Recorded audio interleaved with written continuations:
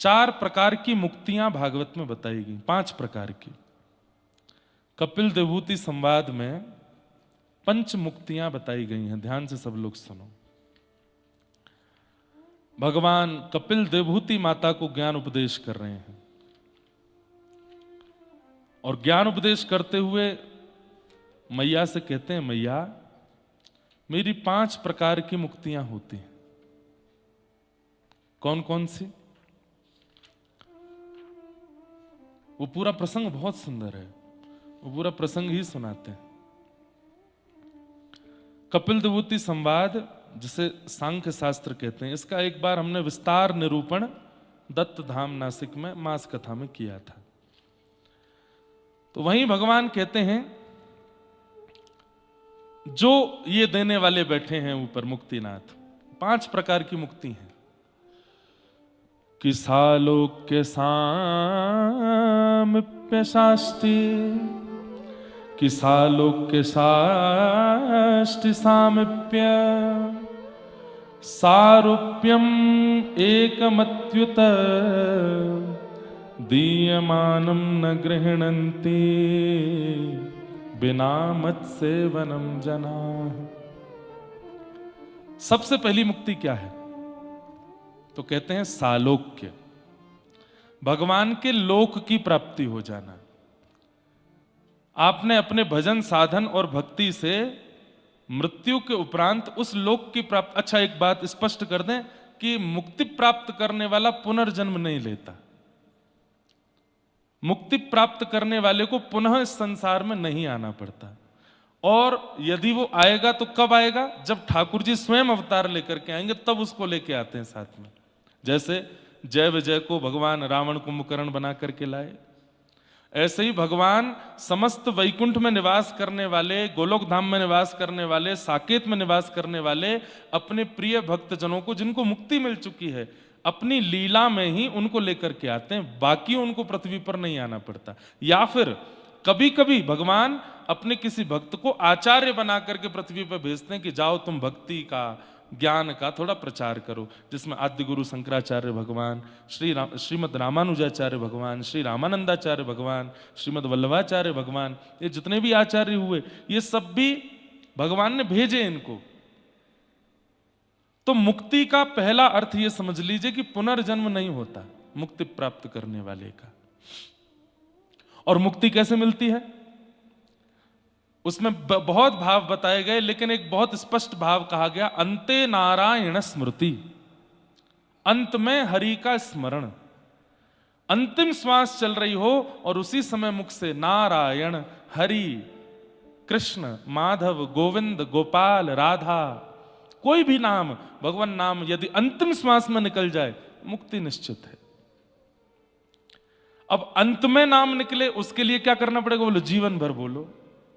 जीवन भर बोलोगे तो ही अंत में निकल पाएगा, नहीं तो जन्म जन्म मुनि जतन कराही, अंत राम कही आवत नाई। अंत में राम नहीं निकलता मुख से। अंत में राम नाम निकले, अंत में नारायण निकले, अंत में हरि निकले, उसके लिए जीवन भर बोलना पड़ेगा। इसलिए हमारे यहां कहते हैं जपते रहो, जपते रहो, जपात सिद्धिर, जपात सिद्धिर, जपात सिद्धिर न संशय। दूसरी बात, मुक्ति किनको मिलती है?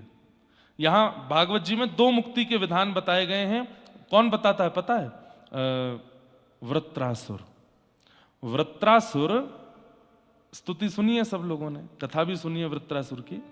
तो वृत्रासुर जब देवताओं से युद्ध कर रहा था तो सारे राक्षस भाग गए, युद्ध नहीं कर रहे थे। तब वृत्रासुर उनको कहता है कि 2 प्रकार के लोगों की मुक्ति होती है। पहले कौन?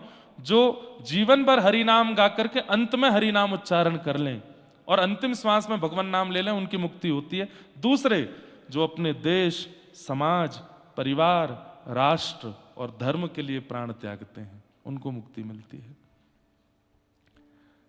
चाहे भारत हो, चाहे नेपाल हो, चाहे कोई भी देश जहां उनके सैनिक निष्ठापूर्वक अपने देश की सुरक्षा में खड़े रहते हैं और भगवान ना करे किसी कारणवश उनकी जब देश रक्षा में मृत्यु होती है तो उन्हें मुक्ति मिलती है।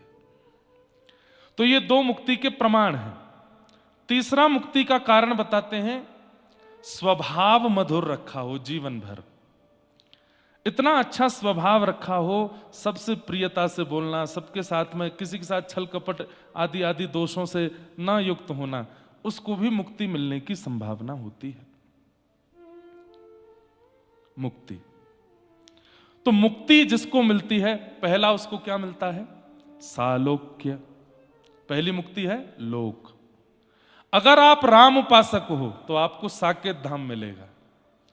अगर आप कृष्ण राधा कृष्ण युगल उपासक हो तो आपको गोलोक धाम मिलेगा। यदि आप नारायण उपासक हो तो आपको वैकुंठ मिलेगा। ये 3 लोक हैं, इनमें कोई अंतर नहीं है, ये इंटरकनेक्टेड हैं तीनों लोक। कभी कभी गोलोक धाम के लोग साकेत भी घूम के आते हैं, वहां राम जी का दर्शन करके आते हैं मधुर। कभी कभी साकेत धाम वाले गोलोक धाम भी हुआते हैं, वहां पे बाल कृष्ण प्रभु का दर्शन कर आते हैं। और कभी कभी तो देवता भी इधर उधर चले जाते हैं। गोलोक धाम वाले ठाकुर जी साकेत धाम चले जाते हैं, साकेत धाम वाले यहां पर आते हैं। कितना अच्छा लगता होगा कि अब जैसे गोलोक धाम में हमारे स्वामी कौन? भगवान कृष्ण। अब वो सबको कहते हैं बढ़िया सजाओ गोलोक धाम को। बोले क्यों? राम जी आ रहे हैं आज। अब देखने वालों को कितना सुख मिलता होगा। एक ही है दोनों, वही राम है वही कृष्ण है, और एक जैसे ही रूप हैं, एक जैसे ही नेत्र हैं, एक जैसी हंसी, एक जैसा रूप रंग, सब कुछ। और जब राम जी आते हैं तो श्री कृष्ण उनकी आरती करते हैं, सब भक्तों से, सब भक्तों का परिचय देते हैं। देखो ये काठमांडू ते आयो है, ये पोखरा ते आयो है, ये बंबई से आयो है।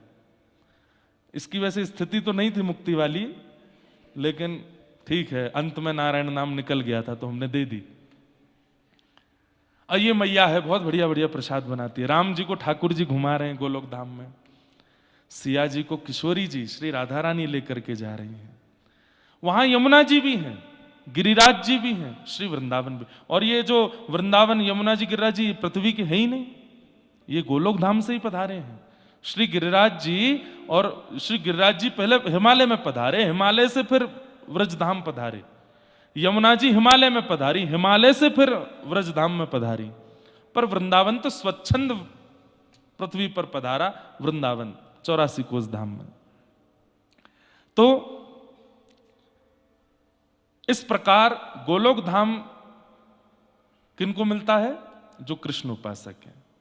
साकेत किनको मिलता है? जो राम उपासक है। और वैकुंठ किनको मिलता है? जो नारायण उपासक है। पर इसमें कदापि भेद मत रखिएगा। हम लोग कई बार ऐसा भेद रख लेते हैं, अरे हमको गोलोक धाम मिलेगा, हमको तो राम जी प्रिय हैं। नहीं, तीनों लोग आसपास ही हैं, इंटरकनेक्टेड हैं, जा सकते हो। जैसे हम लोग कभी बद्रीनाथ चले जाते हैं, अयोध्या चले जाते हैं, जगन्नाथ चले जाते हैं, ऐसे ही जा सकते हैं आपस में। सब दर्शन नारायण के भी होंगे, राम के भी होंगे, कृष्ण के भी होंगे, पर मूल उपासना से एक लोक मिलता है। तो पहला मुक्ति का क्या स्वरूप है? सालोक्य, लोक की प्राप्ति होती है। इससे भी थोड़ी अपग्रेड मुक्ति है, सालोक्य साष्टी। साष्टी मुक्ति क्या है? एक तो होता है कि लोक मिल गया, अब उस लोक में भी थोड़ी सी प्रायोरिटी मिल गई। प्रायोरिटी कैसे मिल गई? किसी को रूम मिला मुक्तिनाथ मंदिर से खूब दूर, किसी को मिला बिल्कुल चरणों में ही, वहीं जाने का ही अवसर मिल गया। मतलब अब लोक प्राप्ति तो बहुतों को हो जाती है, पर उस लोक में भी ठाकुर जी के थोड़ा पास रहने का अधिकार सबको नहीं मिल पाता। तो शास्त्रीय मुक्ति क्या है? बोले जिसने खूब कथाएं सुनी हों, खूब मंगल मंगल अपने जीवन में उत्सव आदि किए हों, और फिर भगवान नाम गाते हुए अंत में हरि नाम बोला हो, उसको शास्त्रीय मुक्ति मिलती है। ठाकुर जी उसको अपनी कोई एक सेवा, दूर की सेवा लेकिन थोड़ी समीप मिल जाती है। जैसे भगवान आकर के सभागृह में बैठेंगे, तुम पहले ही जाकर के वहां आसन बिछा दो, पहले ही जाकर के वहां इत्र का लेपन कर दो। ठाकुर जी इस सभा में कुछ पाने के लिए आएंगे, तुम अपने जो बढ़िया तुमको बनाना हो बना दो वहां जाकर के। ऐसे एक अंदरूनी सेवा मिल जाएगी जिसमें आपको थोड़ा सामीप्य अनुभव होगा ठाकुर जी का। इस मुक्ति को क्या कहते हैं? शास्त्रीय। पर शास्त्रीय मुक्ति अधिकतर उन्हीं को मिलती है जिन्होंने जीवन भर सेवा की हो। जैसे अपने लड्डू गोपाल की सेवा में खूब बढ़िया बढ़िया व्यंजन बना बना करके खिलाए हों, तो मुक्ति के बाद में ठाकुर जी फिर व्यंजन की ही सेवा दे देते हैं, बढ़िया है। गजराज तारो तेने आवने को जावने को खावने पकावने को मीराबाई तारी है। नरसी मेहता को तारो वहीवार सवारने को, वेदन सुनावने को जय देव तारो है। गोस्वामी तुलसीदास जी आज भी साकेत धाम में बैठ करके लीला ही गाते होंगे, क्योंकि जीवन भर लीला ही गाई है। जयदेव महाप्रभु आज भी गोलोक धाम में बैठ करके श्री जगन्नाथ प्रभु को वहां पर आज भी स्तुतियां सुनाते होंगे, क्योंकि स्तुतियां ही गाई हैं। आपने अपने मानव जीवन में एक प्रकार से ये कह लें तो कोई अतिशयोक्ति नहीं, ये ट्रेनिंग है। यहां जो करके जाएंगे मुक्ति के बाद फिर वो सेवा हमको एक प्रकार से जॉब के रूप में मिल जाएगी। अब तुम यही करोगे, अब तुम्हारी ये सेवा हमको स्वीकार है। अच्छा, एक प्रश्न आता है कि भगवान तो एक ही होंगे और वैकुंठ गोलोक और साकेत में तो बहुत सारे भक्त होंगे, अब बहुत सारे भोजन बनाना जानते होंगे तो ठाकुर जी सबका पाते होंगे। जब भगवान कृष्ण लीला में 16,108 पत्नियों के लिए 16,108 रूप धारण कर सकते हैं, तो गोलोक धाम में भी ठाकुर जी अनेक रूप धारण कर लेते हैं और अनेक रूप धारण करके सबको सुख देते हैं। तो सालोक्य, साष्टी और तीसरा मुक्ति का स्वरूप क्या है? सामिप्य। आहा, ये मुक्ति कौन सी है? बोले अति सामिप्य मिल जाता है। ठाकुर जी सिड्डी से भी उतर रहे हैं तो ऐसे हाथ कहेंगे, हाथ दो, हाथ पकड़ करके उतर रहे हैं। ठाकुर जी किसी से बात कर रहे हैं, टेक लगानी है तो आपके कंधे पे ही टेक लगा रहे हैं। ठाकुर जी कुछ करने जा रहे हैं तो आपसे ही पूछ रहे हैं, और ये बताओ ऐसा करना चाहिए कि नहीं? हाँ हाँ, जैसे आप कर सकते हो। ये सामिप्य मुक्ति है। इसमें ठाकुर जी आपके समीपता का अनुभव करते हैं और आपको, जैसे उद्धव, वृष्णीनाम प्रवरो मंत्री कृष्णस्य दयितः सखा शिष्यो बृहस्पतिर साक्षात उद्धवो बुद्धि सत्तम। इतनी बढ़िया कथा चल रही है, इतना बढ़िया मौसम है, दो चारों को झोंके आ रहे हैं, कौन ही मार के उठा दिया करो, मुक्ति मिल जाएगी उठाने वाले को। एक आध कोई आते हैं पर आ जाते हैं कभी कभी। तो पता नहीं, हमको तो नींद ही नहीं आ रही है यहां पर। आप लोग कैसे सो रहे हैं? रात में भी सो रहे हैं तो पता है कि हम सोए हैं, लेटे हैं, हल्का सा सिर में दर्द सा होता रहता है। ये प्रसाद है मुक्तिनाथ का। तो तीसरी मुक्ति कौन सी है? सामिप्य। सामिप्य मुक्ति में जैसे उद्धव, जैसे मधुमंगल, जैसे श्रीदामा, जैसे तन सुखा, मन सुखा, धन सुखा, जैसे कुंभनदास, जैसे सूरदास, जैसे कृष्णदास, इन सबको सामिप्य मुक्ति मिली है। इनसे ठाकुर जी राय लेते हैं। वो बुला रहा है, जाऊं कि नहीं जाऊं? हाँ जय जय, जा सको, चलो तेरी मान के चलेंगे हम। जैसे राम अवतार में हनुमान जी, जामवंत जी, सुग्रीव, ये सब कौन है? ये सामिप्य हैं। ठाकुर जी इनसे पूछते हैं क्या करना चाहिए बताओ। तो सामिप्य मुक्ति जब मिल जाती है तो मुक्ति के बाद में ठाकुर जी का अति सामिप्य, संग चलना। ठाकुर जी आपसे ही पूछेंगे कौन से वस्त्र पहनूं बताओ, ये वाले पहनूं, अच्छा ठीक है यही पहनूंगा। अच्छा, इसमें भी सामिप्य मुक्ति भी अनेकों को मिली होगी, तो उनके लिए भी अनेक ठाकुर जी हैं। कहीं पर ठाकुर जी नीले वस्त्र पहन के घूम रहे हैं, कहीं पर पीले वस्त्र पहन के घूम रहे हैं, कहीं पर सफेद, लेकिन आपको अपने वाले ही दिखेंगे, दूसरे नहीं दिखेंगे। अरे अद्भुत है, ठाकुर जी की लीला आड़ी अद्भुत है। वहां इस प्रकार ठाकुर जी सामिप्य मुक्ति देते।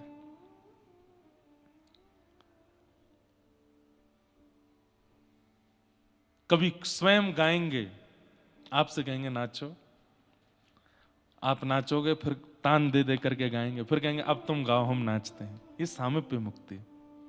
सामिप्य मुक्ति किनको मिलती है?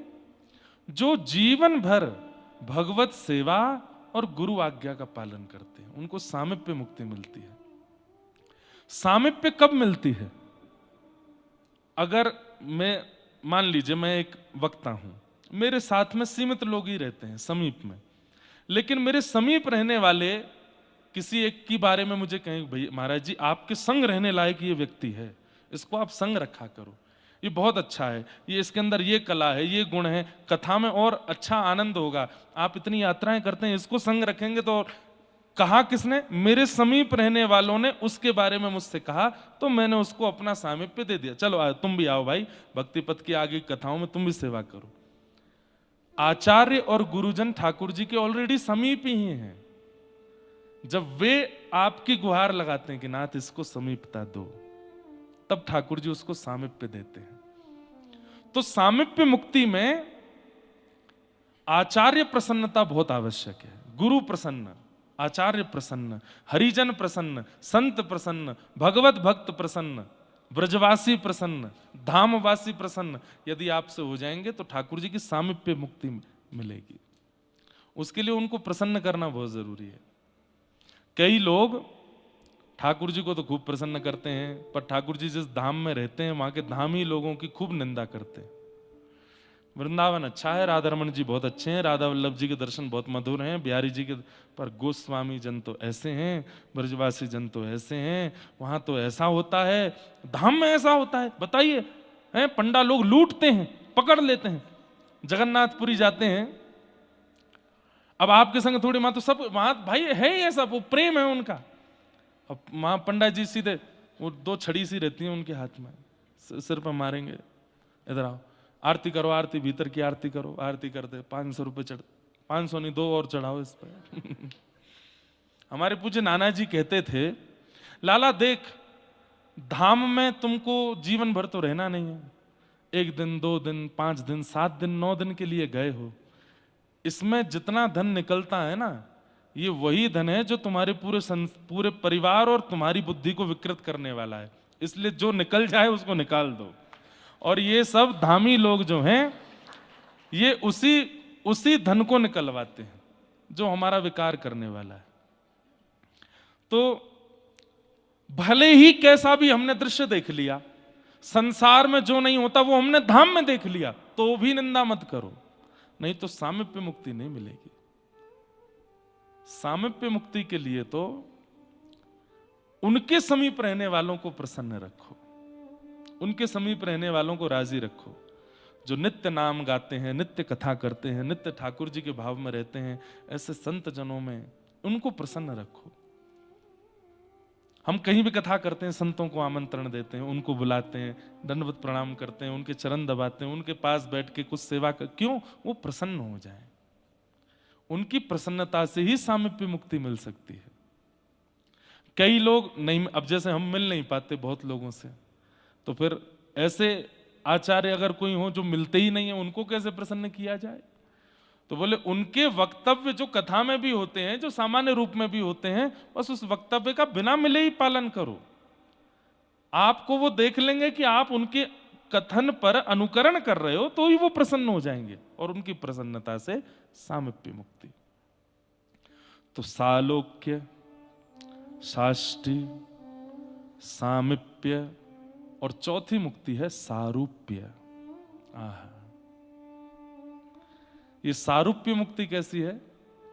ठाकुर जी अपने जैसा रूप दे देते हैं, और पहले तो आप उनको निहार करके प्रसन्न हो रहे थे, अब वो आपको निहारते हैं, तुम इधर उसको लेके आओ भाई। जैसे होता है ना, जैसे 5 लोगों ने प्लान बनाया, कहाँ जा रहे हैं, चलो काठमांडू चलते हैं यार, वो और चलते तो मजा आ जाएगा। क्यों? वो थोड़ा एंजॉय करता है, थोड़ा हंसाता रहता है, थोड़ा गाता है कुछ।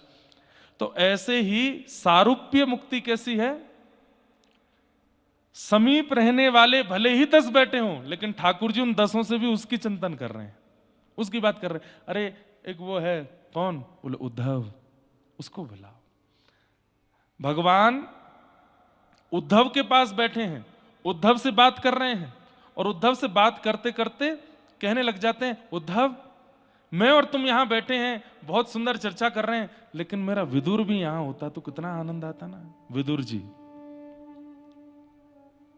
तो उद्धव जी कहते हैं, मैं अपने आप को बड़भागी मान रहा था कि मैं ठाकुर जी से संवाद कर रहा हूं, लेकिन मैं अब विदुर जी को अपने से ज्यादा सौभाग्यशाली मानता हूं। क्यों? हजारों किलोमीटर दूर विदुर जी बैठे हैं, और यहां ठाकुर जी मुझसे बात कर रहे हैं, याद विदुर को कर रहे हैं। दुनिया हरि को याद करती, पर हरि जिसको याद करें वो सारूप्य मुक्ति। हरि जिसका चिंतन करें, जिसको याद करें। श्री पंढरपुर में रामकृष्ण हरि कीर्तन चलता है। पुजारी जी ने ठाकुर जी का शयन करा दिया और रात्रि में पुजारी जी को मधुर करताल की ध्वनि आने लगी, मधुर मृदंग बज रहा है। पुजारी जी बोले कहां से आ रही है ये ध्वनि? ढूंढते ढूंढते ढूंढते जब मंदिर के गर्भगृह के पास गए तो गर्भगृह से ही ध्वनि आ रही थी।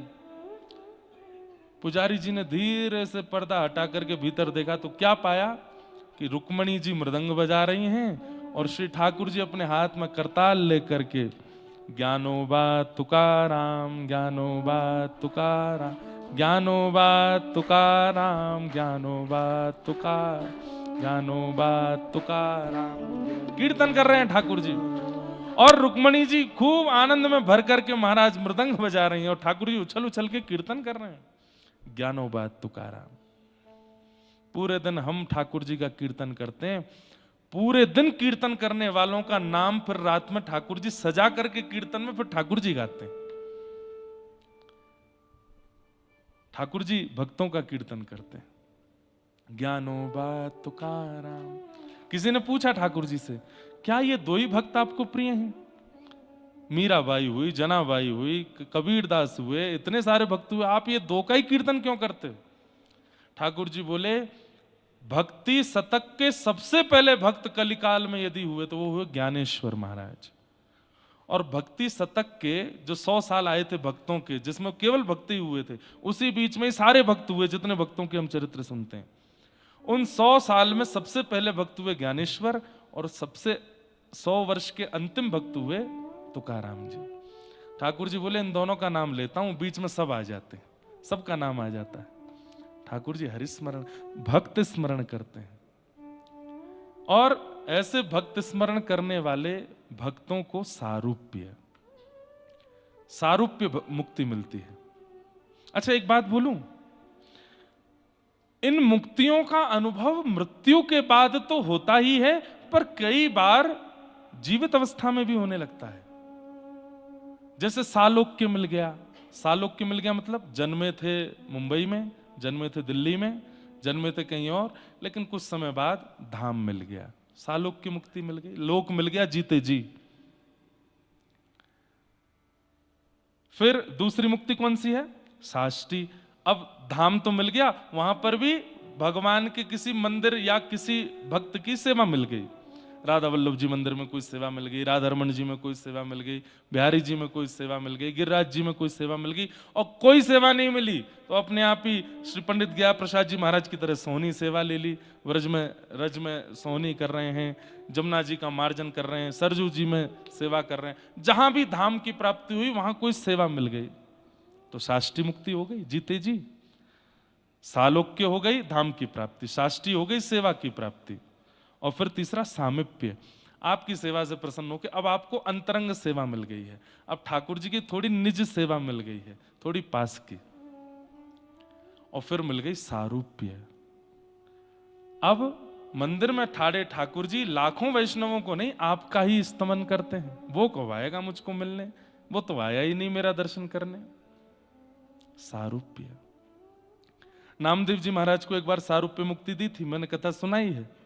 उनकी माता जी कहती थी, ए नामा, ये विठोबा तेरे संग खेलता है? बोले हाँ। उसको बोलना कि मैं एक बार प्रसादी बनाऊं तो पानी आएगा। नामदेव जी बोले ठीक है मैं बोल दूंगा।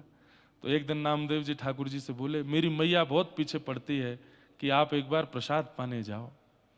ठाकुर जी बोले मैं प्रसाद पाने जाऊंगा तो यहां मंदिर में दर्शन कौन देगा? तो बोले आप तो अंतर्यामी हो और आप तो अनेक रूपाए विष्णवे प्रभ विष्णवे, अनेक रूप धारण कर सकते हो। एक रूप से यहां खड़े हो जाओ, एक रूप से प्रसाद पाया हो।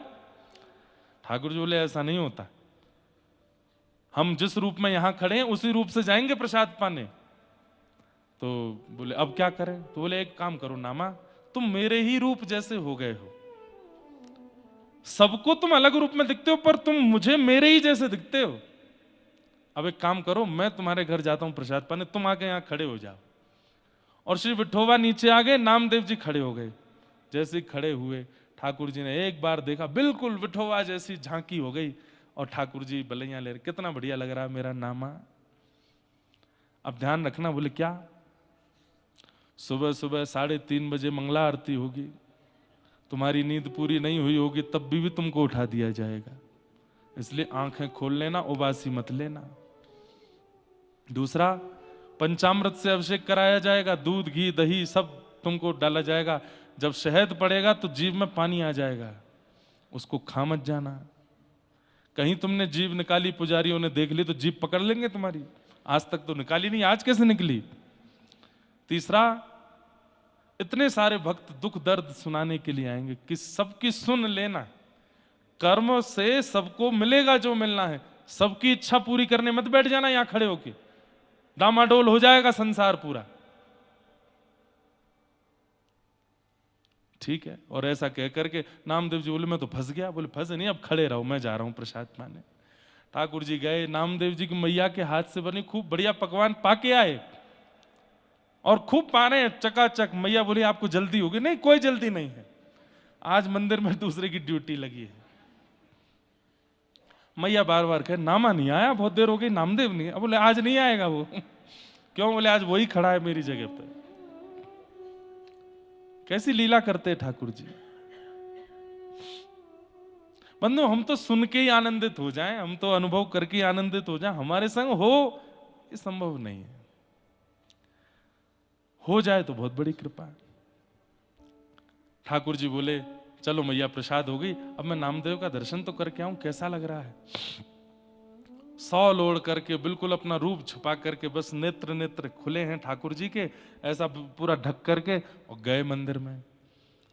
लाखों की तादाद में लोग खड़े हैं, पीछे लाइन में ठाकुर जी भी खड़े हैं, चल रहे हैं धीरे धीरे, पीछे धक्का दे रहे हैं लोग, जल्दी चलो। ठाकुर जी कहना चल रहे हैं ना। चल करके ठाकुर जी जैसे ही गर्भगृह में पहुंचे, नामदेव जी खड़े, बिल्कुल हिल डुल नहीं रहे, जैसे ठाकुर जी रहते वैसे ही। ठाकुर जी बोले आई मजा, आनंद आयो? इतने में नामदेव जी बोले अब यहां आ जाओ। बोले नहीं, अब तू ही खड़ा रहे यहाँ पे, मैं नहीं आ रहा। बोले जैसे हाथ जोड़ू, हमें परमात्मा नहीं बनना, आप भी बनो परमात्मा। तो ठाकुर जी ने बोले अभी एक काम तो करने दो। बोले क्या करोगे? बोले परमात्मा के सामने खड़ा हूं, प्रणाम तो करूंगा। और ठाकुर जी ने जैसे ही प्रणाम किया, नामदेव जी के नेत्र सजल हो गए। जय जय ये सब क्यों करते हैं आप? बोले तुम सब भक्त ही तो मेरे प्राण हो, तुम सब भक्ति ही तो मेरा जीवन हो। मेरा यश गा गा करके, मेरी कथाएं सुन सुन करके, मेरे नाम गा गा करके मेरा दर्शन करते हो, मुझे लाड लड़ाते हो, मेरी सेवा करते हो, तुम सब मेरे आराध्य हो। इसलिए एक समय आने पर जब तुम्हारी स्थिति ऊंची हो जाती है तो मैं परमात्मा होके भी तुमको प्रणाम करता हूं। सारूप्य। तो जरूरी नहीं कि मृत्यु के बाद ही ये मुक्ति मिलती है, ये जीवित अवस्था में भी मिल जाती है। सारूप्य, सालोक्य, साष्टी, सामिप्य, सारूप्य और अंतिम मुक्ति एकत्वम। एकत्वम मुक्ति का मतलब क्या है? अब आप अलग नहीं हो, आप ठाकुर जी में ही विलीन हो जाते हो। फिर जो ठाकुर जी देख रहे हैं वो आप देखते हो, जो ठाकुर जी बोल रहे हैं वो आप सुनते हो, जो ठाकुर जहां जा रहे हैं, श्री जी के साथ जो लीला कर रहे हैं, गोपियों के साथ जो लीला कर रहे हैं, मतलब जब श्याम सुंदर चलते हैं तो असंख्य भक्त उनके चित्त में होते हैं जो एकत्वम हो चुके हैं, और उनके भीतर ही बैठ करके, जैसे अभी मैं देख रहा हूं, ये मैं जो है ना, ये सारे भक्त ही बोलने लगते हैं, वो ठाकुर जी के अंदर से ही सब देखने लगते हैं और ठाकुर जी की लीला का अनुभव करने लगते हैं। वो दो नहीं रहते, फिर एक ही हो जाते हैं, एकत्वम। ये अंतिम मुक्ति पांचवी, और इन पांचों मुक्ति को प्रदान करने की सामर्थ्य कलिकाल में इनकी है, जिनकी शरण में हम बैठे हैं, मुक्तिनाथ भगवान। इन पांचों के जो प्रदाता हैं, इन पांचों के जो दाता हैं, इन पांचों को देने का जो सामर्थ्य रखते हैं, उनकी शरण में हम आए। जो प्रिय लगी हो पांचों में से बोल दो जाके, नाथ सालोक्य दे दो, सारूप्य दे दो, साष्टी दे दो, सामिप्य दे दो, एकत्वम दे दो। कोई भी आपके पास इन पे छठवीं और कोई चीज नहीं है, इनसे आपको फैक्ट्री चला दो बोले वो क्या होता है? हम पे 5, भाई दुकानदार पे जितनी साड़ी होंगी उतनी तो दिखाएगा, इन पे 5 ही हैं और ये 5 ही दे सकते हैं आपको। तो इन 5 का भाव आप इनसे कह सकते हो और इनके द्वारा प्राप्त हो जाएगा। लेकिन अब आती है एक अलग बात। नीचे भगवान इसी श्लोक में कहते हैं, दीयमान न गृहणंती बिना मत से वन जना। ठाकुर जी कहते हैं, लेकिन देवहूति माता, ये पंच मुक्ति प्रदान करने की सामर्थ्य मेरे अंदर है, लेकिन मेरे प्रेम लक्षण से युक्त भक्त इन 5 को कभी स्वीकार नहीं करते। मेरे इन 5 मुक्तियों को देने पर भी वो हाथ खड़े कर देते, नहीं चाहिए नाथ, हमें नहीं चाहिए। दीयमान न गृहणंती, वो इसको भी नहीं मांगते। वो मेरे अति प्रिय भक्त होते हैं। बोले उनको क्या देते हो? ठाकुर जी, उनको तो मैं खुद को देता हूं, सर्वस्व दे देता हूं। उनसे तो फिर मैं, अब उनको क्या है उनकी संग स्थिति, वो वर्णन का विषय नहीं है। समझ में आई बात? इन पंच मुक्तियों को सुन के इच्छा तो हो गई होगी कि ये वाली बढ़िया है, ये वाली अच्छी है, ये वाली अच्छी है, लेकिन अंत में भगवान क्या कह रहे हैं? लेकिन मेरे प्रेम लक्षण से युक्त जो भक्त होंगे वो इन 5 की याचना कभी नहीं करेंगे, वो ये भी नहीं मांगेंगे। वो केवल एक चीज मांगते हैं, क्या? लक्षणम भक्ति योगस्य निर्गुणस्य हिदाहतम अहैतुक्यव्यवहिता या भक्ति पुरुषोत्तम। वो केवल और केवल मेरा भजन मांगते हैं और कह देते हैं मिलना नहीं, आप मिलना नहीं, हम भजन करें, हम साधन करें, हम आपको याद करें, हम आपकी याद में तड़पें, हम आपको खूब लाड़ लड़ा में नाथ सब कुछ हो, आप मिलना नहीं, हमको करने देना। ये बहुत ऊंची स्थिति है बंधु, ये सुन ही लीजिए, कर पाना बहुत मुश्किल है। हमें नहीं चाहिए, बस आप रोने दीजिए, तड़पने दीजिए, केवल हमारे चित्त में और अच्छी अच्छी भक्ति करने का क्रम करने दीजिए, उसके बदले हमें फल रूप में कुछ मत दीजिए। ये बस हमारी क्रिया है, हमें लगे रहने दीजिए आपकी सेवा में, नहीं चाहिए हमें आपसे कुछ। हम वो स्थिति तक कर लें जिससे आप प्रकट हो जाते हो, लेकिन आप प्रकट मत होना। हम कर लें, आप कहीं प्रकट हो गए तो प्रकट होने पर आपको देखने पर ऐसा लगेगा अब विश्राम हो गया, अब मेरी क्रिया विश्राम हो गई। नहीं, हमें विश्राम नहीं चाहिए, हम करते रहें। बंधुओं, कई बार गंतव्य से ज्यादा सुंदर मार्ग होता है, गंतव्य से ज्यादा आनंद। अब देखो, आप लोग मुक्तिनाथ आए, मैं भी पहली बार आया, मैंने भी कभी नहीं देखा मुक्तिनाथ, लेकिन गंतव्य में जितना चिंतन बना यहां पहुंच के उतना नहीं बना। जैसे वृंदावन से चले मुक्तिनाथ जा रहे हैं, कैसा होगा, पहाड़ होंगे, वहां पे कैसे भगवान होंगे, शालिग्राम जी होंगे। फ्लाइट में बैठ गए काठमांडू के लिए तो भी सोच रहे हैं बस थोड़ी दूर और है, कैसा लगेगा रास्ता, रास्ता कैसा होगा, गंडकी मैया कैसी होंगी, वहां चक्रांकृत शालिग्राम जी कैसे सुंदर सुंदर होंगे। काठमांडू पहुंच गए, फिर वहां से पशुपतिनाथ दर्शन करके पोखरा के लिए निकले, अब बस थोड़ी दूर और रह गया है, पोखरा पहुंच गए हैं, अब बस पहुंचने ही वाले हैं। कितना अच्छा लगेगा ना, वहां कथा होगी, खांसी तो नहीं हो जाएगी, जुकाम तो नहीं हो जाएगा, भोजन कैसे बनेगा, इतने सारे लोग पहुंचेंगे, किसी को कष्ट तो नहीं हो जाएगा। फिर रास्ता प्रारंभ हुआ, कहीं झरने गिर रहे हैं, कहीं रास्ते टूटे हैं, कहीं कृष्ण। अब देखो, दुनिया की सारी नदियां अपने रूप में है, लेकिन गंडकी का नाम ही है कृष्ण गंडकी, वो है ही कृष्ण वर्ण की, कृष्ण वर्ण की ही है, इसलिए यहां काली गंडकी बोलते हैं, लेकिन मूल रूप उनका कृष्ण गंडकी। पूरे रास्ते उनको देखते आ रहे थे, ये दामोदर कुंड से प्रकट होती हैं। और देखो, लोग बाग चाहे जो भी कहें कि मिट्टी का रंग ऐसा है, यहाँ की काली मिट्टी है, कोई काली मिट्टी नहीं है यहाँ पर। वैसी मिट्टी है जैसी बद्रीनाथ में है, वैसी ही है जैसी गंगोत्री, यमुनोत्री और केदारनाथ में है, वैसी ही है जैसी सामान्य पर्वतों की है, पर यहाँ की नदी फिर भी काली है। क्यों? असंख्य शालिग्राम भगवान कृष्ण विराज रहे ना भीतर। उनका आचमन करके, उनका स्नान करके बहती हैं, इसलिए कृष्ण गंडकी हो गई है, उन्हीं के रूप में हो गई है। तो रास्ते पर गंडकी जी को देखते आ रहे थे तो सोच रहे थे अब अच्छा लगेगा, कितना बढ़िया। फिर जोमसोम आ गया, बस अब तो थोड़ी दूर रह गया है। हवा चल रही है, सौंधी ठंडी ब्यार चल रही हैं, ऊपर चढ़ते जा रहे हैं, पहुंचते गए, यहाँ आ गए।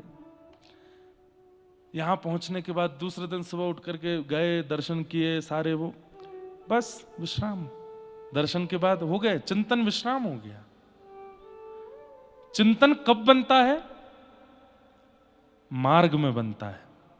गंतव्य की प्राप्ति के बाद चिंतन बनता है, पर बनाना पड़ता है, सहज नहीं बनता। अब रोज हमको चिंतन बनाना पड़ रहा है, लेकिन मार्ग में सहज चिंतन बन रहा था। तो प्रेम लक्षण भक्त वाले वो कैसे होते हैं?